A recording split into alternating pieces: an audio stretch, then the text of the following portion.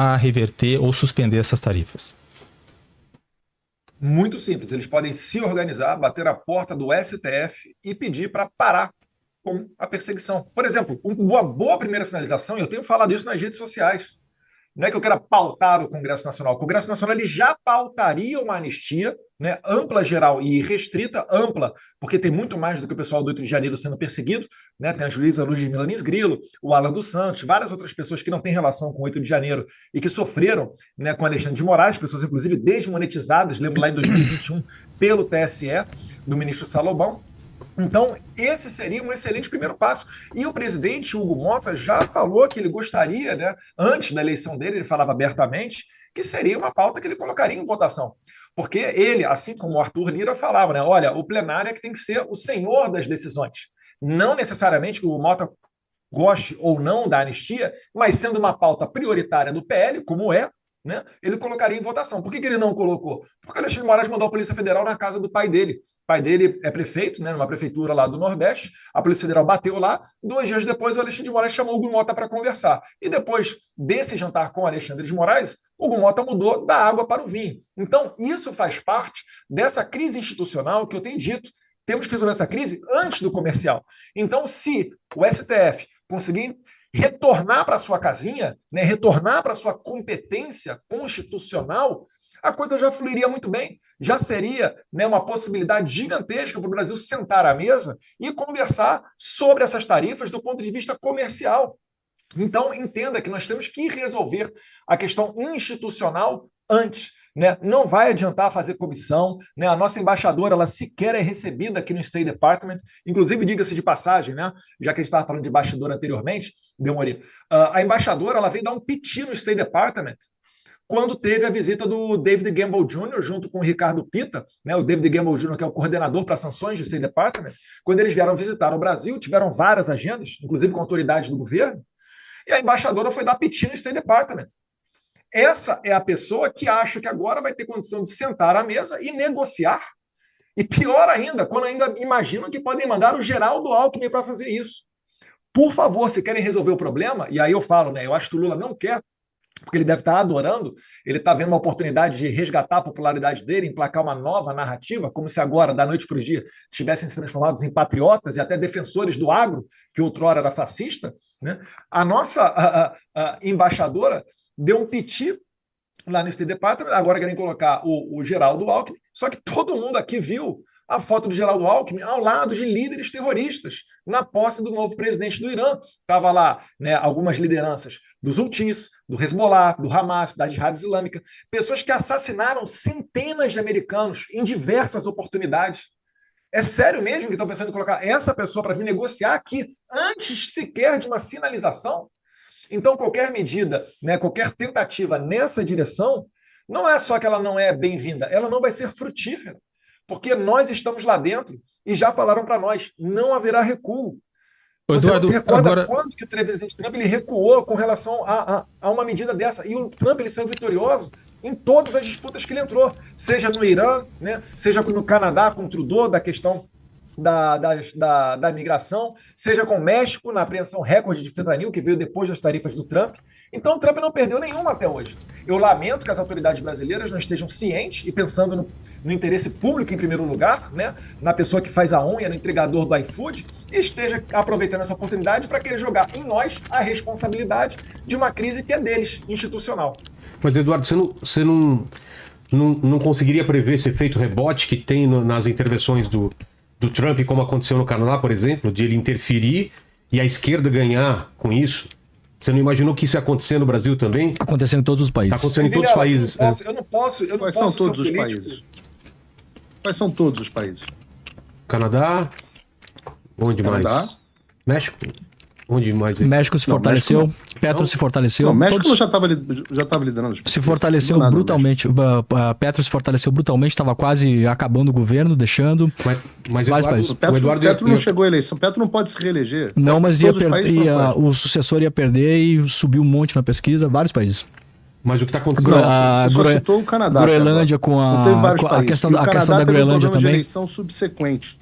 Não, porque as coisas precisam ser verdadeiras aqui. Essa questão... Vai, Paulo, dá a sua verdade pra gente, então. As pessoas...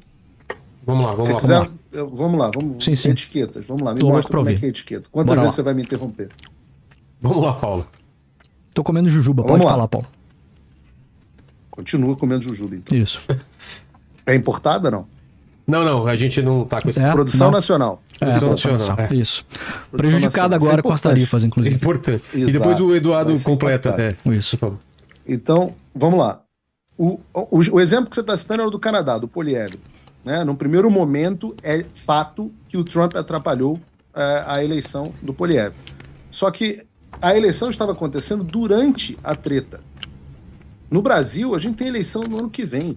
Você teve num primeiro momento, olha que coisa interessante. Eu vou pegar a pesquisa da Quest, e com o nariz aqui torcido, porque eu não confio muito em pesquisa da Quest, né? Pesquisa do Instituto Rede Globo, a gente tem sempre que tomar um pouco de cuidado. Mas vamos pegar o dado da Quest. Imagina como é que é no mundo real. No dado da Quest, a aprovação do Lula subiu 3 pontos no momento inicial do negócio. No restante do Brasil, se você pegar todas as regiões do Brasil, todas elas, o Lula não subiu em nenhuma delas. Isso com, eu tenho que dizer aqui, a Rede Globo falando o dia inteiro, fazendo esse jornalismo porco que eles fazem, e é por isso que os podcasts estão bombando, porque a Globo desistiu de fazer jornalismo de verdade. Então, jornalismo porco da Rede Globo, William Bonner fazendo a vergonha que ele faz, o dia inteiro da Globo News fazendo aquele chorume. E aí, com isso e mais, uma fortuna, robôs, uma fortuna de impulsionamento pela Rede Globo, pelo PT, perdão, nas redes sociais, o maior gastador depois do governo em impulsionamento de postagem, segundo o próprio jornal o Globo, olha que coisa, foi o PT. Com isso, o Lula só conseguiu subir 3 pontos e, mesmo assim, a única região na qual ele subiu foi o Nordeste, foi o Sudeste. Agora, você imagina, depois disso, nos monitoramentos de rede social, você já vê uma favorabilidade às tarifas muito grande. Quando a gente conversou com o Departamento de Estado sobre as pesquisas que tinham saído naquele dia, a gente levou um número mostrando, número da própria Quest, um número mostrando que, talvez esse seja da Atlas Intel, para eu ser preciso aqui, que 4 entre cada 10 brasileiros apoiavam tarifas contra o próprio país. O que, se você parar para pensar, você separa o Brasil em 2 grupos. Eu vou ser legal aqui com o Demori, vou separar o Brasil meio a meio, metade apoia o Bolsonaro, metade não apoia. Acho que não é bem isso, mas vamos separar assim. Se 4 em cada 10... Na verdade, a maioria não apoia nenhum nem outro. É verdade. Assim, não, só para... Problema Desculpa, dado. Mas tem que votar em algum dos dois. Tem que tudo votar em bem, algum dos dois. certo, Você mas separa- a gente você tem aí separa dois 20% que para cada votariam no lado, a Bolsonaro. maioria... Atlas Intel, Tudo bem, mas Atlas Intel de 11 a potencial 13 de eleitor. junho, 62% Mas eu consideram sei que tarifas injustificadas, então não é verdade que é 4 em cada 38. 10. Genial Quest, 79% Não, mas você acabou de dar o dado, rejeitam que as tarifas. 38% é cerca de 4. Sim, não apoiam as cada tarifas. 10 cerca de Ó, 4. eu não quero... Você arredondou pra isso não é 40, Eu arredondamento. entendi, Isso é cerca. apoiam as tarifas, é isso. Não 38 apoiam. É não 4 em apoiam. 10. Perfeito. Tá? 38% são 4 em Isso. 10. Arredondamento aqui. São contra as tarifas, é Chamaricota. isso? Isso. 4 em cada 10 são favoráveis às tarifas, consideram as tarifas justificadas contra o próprio país. Isso Não. foi no momento zero. Não, é Meu o contrário. ponto, É o contrário. o ponto central nessa história É o contrário. é 4 em cada 10, 38% são 4 em 10. Tudo Meu bem, Deus mas do a céu, imensa, você mas não tudo precisava ter bem, ido pro MIT mas você tá torcendo, a imensa maioria é contra, meu camarada.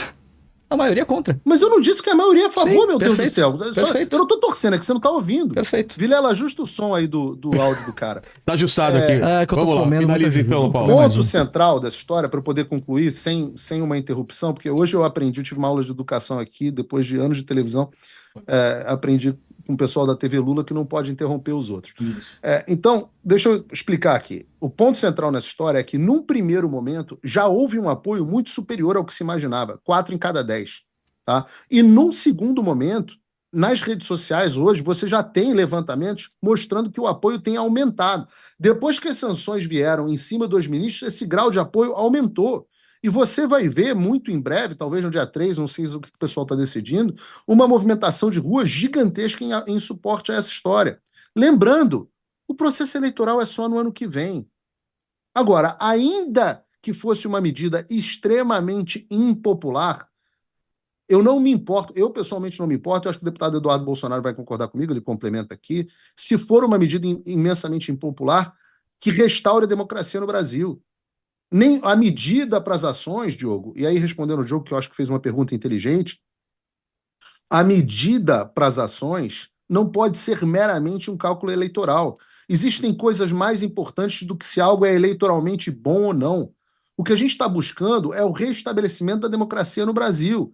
E se as pessoas, num primeiro momento, não entenderem o remédio amargo, não importa.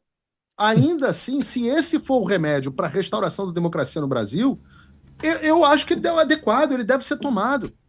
E o Eduardo complementa isso, ele acha que não, que sim ou que não. Eu estava falando, na verdade, se nada for feito, a gente sequer vai ter uma eleição ano que vem. Né? Vai ter um teatro das tesouras. Eu vi essa declaração tua. É um recordista de ações. Eduardo, eu vi essa declaração tua, acho que foi na CNN, né? De como tá, não vai ter. É o seguinte, não vai ter eleição ano que vem. Ele é um recordista de ações dentro do STF. A esmagadora maioria delas, por falar. Você vê a todo momento Gustavo Gaia